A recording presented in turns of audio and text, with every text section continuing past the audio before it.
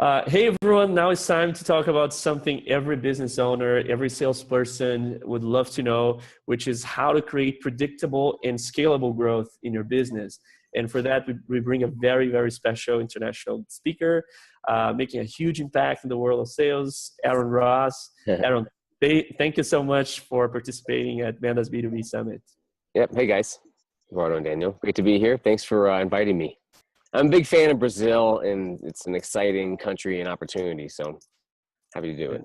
Fantastic. Brazilians are big fans of you too, so that's fantastic. Great. So for those who maybe not so familiar, maybe who live in Mars and they haven't heard about you, tell us a bit about your background, some of the amazing stuff you've been up to, and maybe about predictable revenue. Sure. Well, excuse me. I think I'm still most known for my book, Predictable Revenue, which just came out in Brazil under Receita. Can you pronounce it for me? Receita Previsível. Oh, yeah. Thank you. Yep.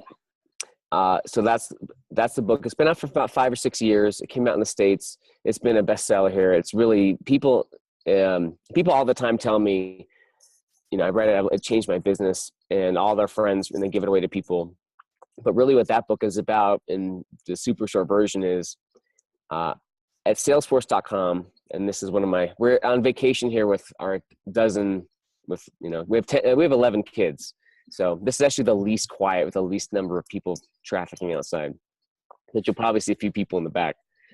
Yeah. But predictable revenue, it's, at Salesforce.com, there was a time when it was small. I joined when there's about 150 people and had a great product. They're trying to grow. And I helped I created from scratch an outbound sales process that helped them almost double how fast they grew.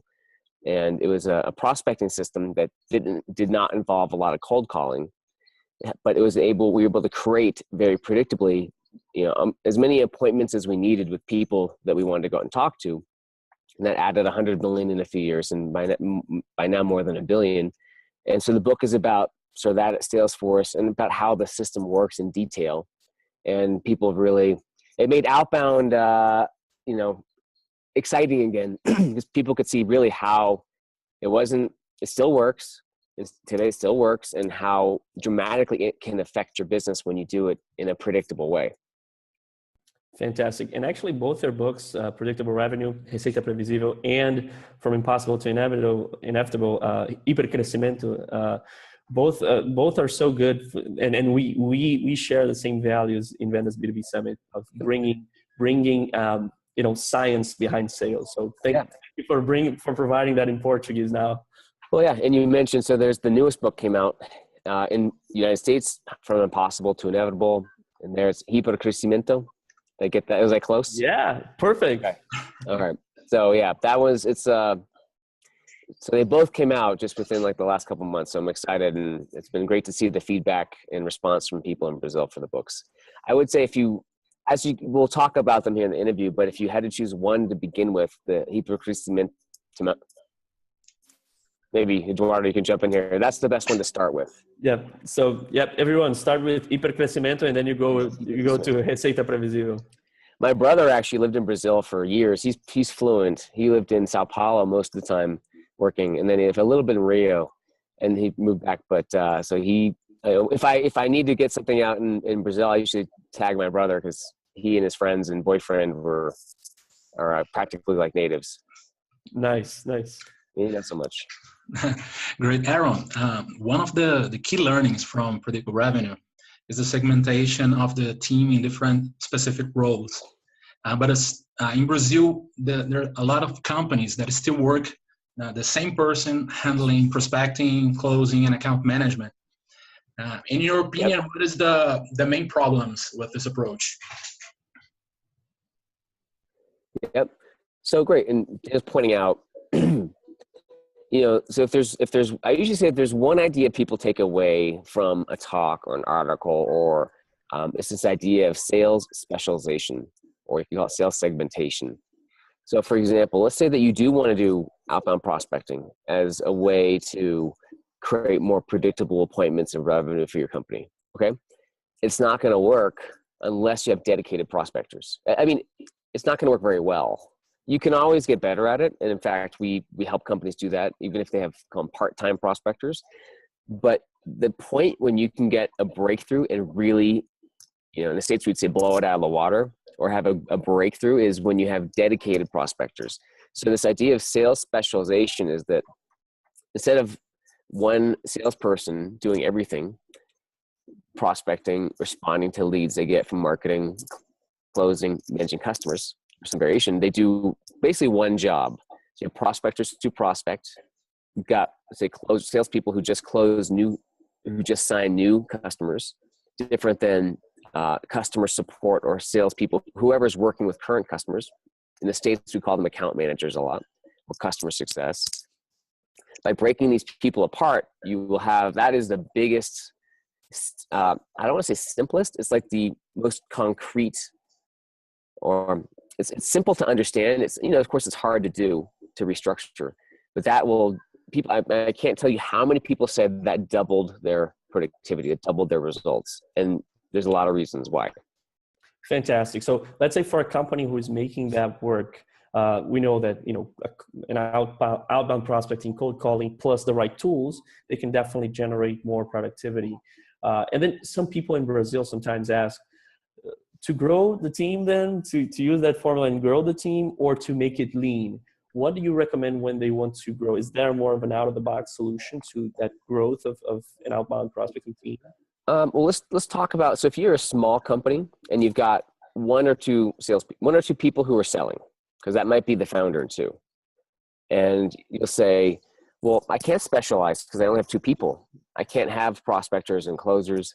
And by the way, just as an aside, think about, is there any sports team out there? And there might be one, but I don't know of one, where each person, they don't have positions, right? So we're talking about is, in soccer, it's almost like today's sales runs like everyone on the soccer team just plays and there's no forwards, there's no defense. They do everything, right? It's just, there's too much. So we're just trying to say, look, in sports, the world-class teams all have positions. So again, if you're saying, well, I don't have 11 people for a sales soccer team, I've only got me or two people, you can start by specializing your time, which means you can block out time on your calendar is the way you would begin. Let's say you wanted to start prospecting. You could put aside 2 hours on certain days or one whole day. Or if you wanted to hire someone, usually if in the States, it's very common, the entrepreneur is the first person selling. So rather than trying to hire a senior salesperson to take over that, you would hire first a junior salesperson to take over all the appointment setting so that you could focus on closing and working with customers. And then as a next step, you would either promote them 6 or 12 months later, or try to hire someone to work with them. It's a lot less risky when you start that way when you're small. When you're large, let's say you're, 500, if you have multiple hundreds of salespeople, or it gets very complicated to restructure, to take if you have 200 salespeople and to break them into prospectors and closers and account management. I understand it's very complicated. You still need to figure out how to do it. That is the thing that will drive the most results for you. And then, but it's easier to start by basically adding on a prospecting team. Say, all right, are there 5 people? Are there 2 or 3 or 4 people here we can divert to it? Or if not, we'll just hire some people from the outside because we're not really ready to go into that really complicated restructuring yet. Fine. Aaron, can you think about any situation or a specific industry that the sales specialization role is not the best solution? Yes. So usually, for example, if you have a very simple sale, it's 1 or 2 calls. If you're selling to consumers, so usually what most of the readers of the book and my work sell to businesses or to partners. But if you sell to consumers, again, it's a very simple sale. Those are some situations. And but even if you sell to consumers, if you want to find partnerships like channel partners or distributors or resellers or media partners, you can still use prospecting for that. And you still want to dedicate your time or get someone dedicated for those kinds of outbound efforts. Right. So we know that in Brazil at times it's a bit harder than US to get access to people's data, that's improving day to day, and there's great solutions already. But in that scenario, when, let's say, if I'm prospecting and it's been difficult to find data, what kind of prospecting approach would you recommend? You're right. So first, you're right. It's harder in Brazil and many other countries to find people's data. It's getting better. There's several technology companies who are working on this. I just talked to NeoWay a few weeks ago. I know there's others, Econo Data.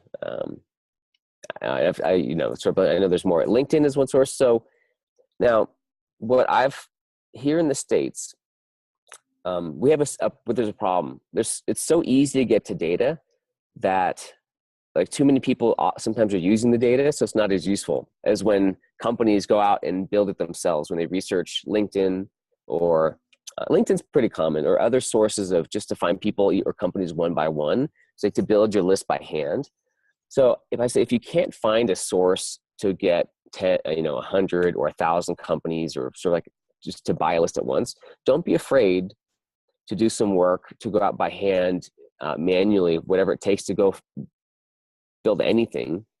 And usually if you're getting started, you want to do like the value of building a list by hand is that you really know what it takes to build a list that works for you. Like you really know it, and you know what you're looking for, what you're not looking for. So then if you decide at that point to sort of outsource it to someone else overseas, or to try to buy it from another source, you're a lot smarter about it. Great. Yeah, great point. So if we go through going towards predictable revenue a little bit, how would you apply predictable revenue in a non-SaaS or a non-tech kind of company? How would you recommend that? Well, the idea of predictable revenue around so there's really these. I think there's probably 3 key ideas. So the first one, we've talked about sales specialization, where you really, the idea is focus. It's people doing fewer things better, right? You do that with your engineering team. You do that usually with marketing, but in sales, so you have prospectors prospect, closers close, etc. That's one big idea. Another big idea is outbound prospecting, and how predictable it can be in order to create predictable appointments, which will lead to predictable revenue, as long as you have a product you can sell. So one place that doesn't work, you don't make much money at it unless the customer, what you're selling is worth, in the States, probably at least $10,000 or $20,000. In Brazil, I don't know what the number would be, but let's call it like at least $5,000, just because your costs are lower. So there's a sort of, it can work, but you need to be able to sell orders large enough in order to make money at it. That's the second big idea. And the third big idea is idea of seeds, nets, and spears, which is different types of leads that have different characteristics. So word of mouth leads are fantastic, the best, and they have the fastest close sort of time to buying, but they're really hard to grow.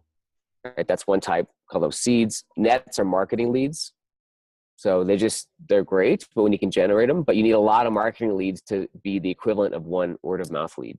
Right? So it might be one word of mouth lead might be worth 10 marketing leads. And then the third type are the prospecting leads we call spears. So seeds, nets, and spears. And the spears are the prospecting, outbound prospecting. And again, each type of lead, they might have different sort of buying cycles, how fast they buy, the deal size. Outbound deals should be the big, it's very large on average. Marketing could be sometimes large, sometimes small. So they're just different. Understand those differences. Now, these 3 ideas can apply to any business, really, especially any business we have, especially salespeople or people who sell. So that could be, I got an email from a photographer in Australia, and he's a startup, and he said he knew the book wasn't written for him, but he got a lot of value from it. A lot of the book, the essence is about focus, and it's about taking charge of your destiny, to go out and go talk. How do you go out and talk to people you want to talk to rather than waiting for them to call you? Yeah. And it's so amazing that the book was written, 2011, right? Yeah. And it's still so applicable. And even now, especially now coming to Brazil, people should definitely go through it and apply in their businesses. But a question I would ask you is, in these 6 years, then, since 2011. Someone said not to the hot tub. Hi there. That's Pare. Awesome. And Valentine. So One of 11, right? One of 11. Yeah, we have a big family. So a lot of people are like, what, 11 kids? And Wow. you can see it. And how do you drive? Well, this is our car. If you can see it, it's Okay. a Mercedes Sprinter. Yeah, that makes sense. That makes sense. And it's fun. My wife and I sometimes will post funny pictures on Instagram. We're not big users, but so I'll send you the links in case you want to include them. But just like funny pictures, because we have so many funny and fun things that happen. And everyone argues too, but it's just it's really fun. It's a lot of work, but a lot of fun to have a big family. Nice. So in these 6 years of taking care of a big family, we know that you're still very involved with, at least talking about predictable revenue and you're still involved in sales, right? Oh yeah, I got to work. A big family means big bills. Yeah. So in these years, what do you think has changed in that cold calling 2.0 strategy? All right. So in the cold calling 2.0 strategy, which essentially in the book, I talk about how I came up with a way to send cold emails and these really short referral emails, and how they would, it was a friendlier way to prospect.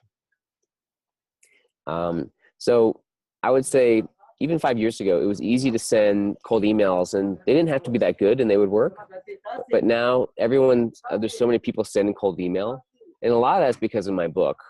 As you can see, here's some of the other kids running around. A lot of that's because of my book, because it made outbound popular. So cold email still works. Cold calling still works. You just have to be better at it, more targeted, more insightful about who your customer is and why they care, what kinds of pains they have. You can't be as lazy anymore. Sort of like marketing. Like there's so much marketing, right? Marketing still works and content still works, but you just can't be lazy with your content. Yeah, gotta be very good at it more and more. Yeah, and in cases where your prospect is not really using email much, or is kind of tired of email, which could be the case at times, what would you recommend? What prospecting strategies would you recommend then? Sure. And we teach a lot of these in our Predictable University courses. And so when that's sort of like our group, group training from people around the world. It's all virtual, but it's live. And when people because there's some countries where you're not allowed to send cold email, it's illegal.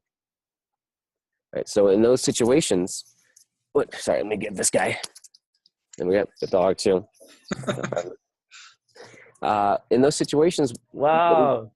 What we recommend is, so we have a technique called mapping calls. So phone calls can work. Look, there's lots of ways you can reach out to people. There's social media. You can send letters or books.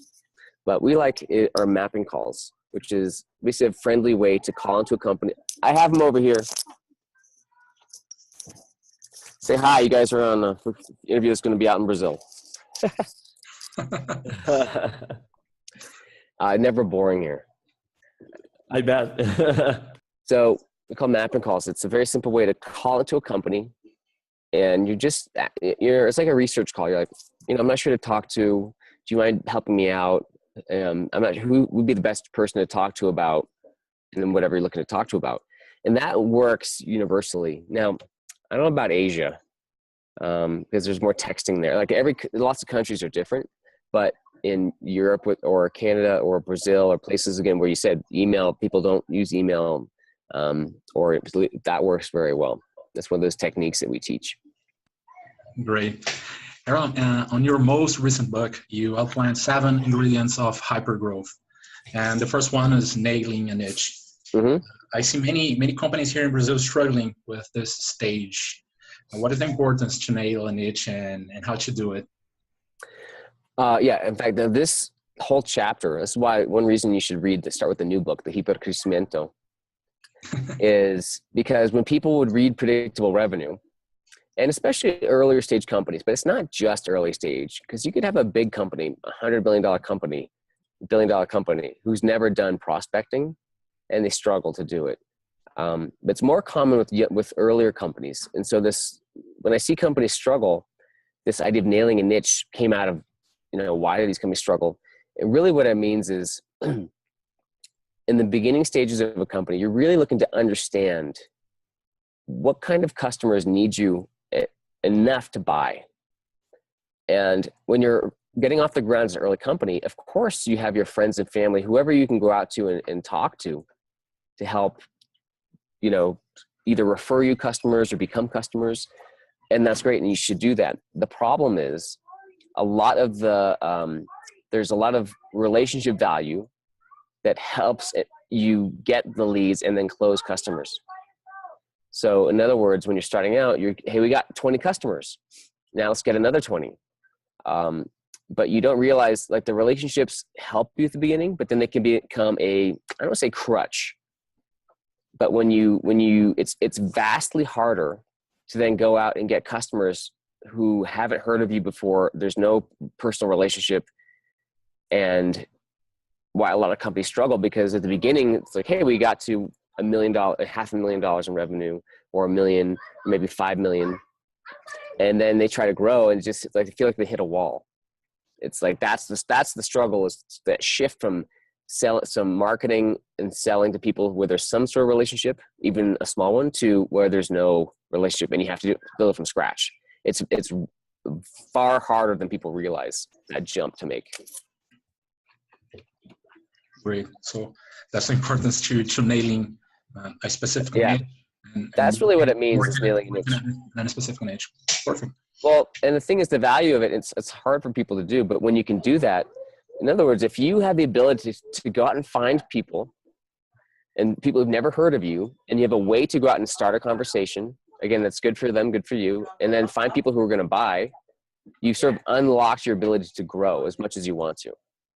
Great. Yep. And Aaron, I read in one of your articles that customer success is 5 times more important than sales. We included a content track in the summit about customer success. And I'd like to know, how important is customer success to salespeople and sales managers? Well, yeah, the idea of customer success. Now, in the States, customer success is the idea that you're selling to your customers, and you're really investing to make them successful, because you can't rely, they may not be able to do it on their own. So it's the way that you target customers, like who's going to be successful. It's how you build product, and it's how you sell. It's how you set expectations in the sales cycle. And it's also, oftentimes you have a dedicated team of people who are, sort of, reaching out to customers to make sure they're getting what they need. So customer support is like a team that fixes problems of customers. Customer success is, how do you prevent problems from happening in the first place? And when you have customers that are successful and they see that success, obviously they'll stay with you longer. They'll refer more people to you. You'll get better case studies and better testimonials. And if you don't have that, then everything you're doing in sales and marketing will be harder. So customer success as a function is not about happy customers. It's not about satisfaction. It's about revenue growth. And to see that as an investment, not a cost, is incredibly important for companies, because they often wait too long. They hire a lot of salespeople. They get to 10, 20, 30, 50, 100 salespeople before they say, wow, we have all these customers and they're leaving us. They're not happy. They're leaving bad reviews. Well, now we should get customer success in some way. So you're going to start early. So in Silicon Valley, a lot of companies have someone dedicated to customer success by the time they've got 10 people in the company. Very important message. Hey, Aaron, do we have a time for a very last question? Sure. Okay. So for those who watched all this great content and are ready to apply that, and this is like, I feel this is the BBC video, right? Where there's the kids in the background. So. Yeah, so it's been entertaining. So it's been educational and entertaining. So that's great. That's my life. Awesome. So for those who learned so much today, and everyone who's ready to apply predictable revenue, they're going to start reading Receita Previsível, Hipercrescimento. Actually, first Hipercrescimento, then Receita Previsível. Yeah, probably better. How would you recommend them start using what we've covered today, all these important aspects, especially covered in the book? What is the very next step for a company who's not yet taking these kind of actions? Yeah, well, so you said, first start with the books, or at least, and now they're both on Amazon. I know they're on other places too, but I know they're on Amazon. and links. And then we're not doing it in Brazilian yet. We're looking for a partner, and it might be HSM who can help translate, what we're doing with Predictable University into Portuguese. So right now, predictableuniversity.com is probably the best sort of website for people to find out more. And that's what that's our virtual sort of global outbound prospecting training program. It's a very affordable one. I do consulting and stuff. So I think between those two resources would be the most helpful. And, also Resultados Digitais has translated a lot of my material into Portuguese. Different people have. So I think if you do some searching, you could probably find some people who've done some translation. So besides the books, actually some blog posts and other things just to try to get things started. But I'll say too, if you're someone who wants to convince your boss or boss's boss that this is right, in the States, and people do this all the time, because look, in the United States, most companies still don't specialize their salespeople, right? It's just like the innovative companies, the fast growing companies, but there's a lot of companies who are been around for a long time, and it's complicated.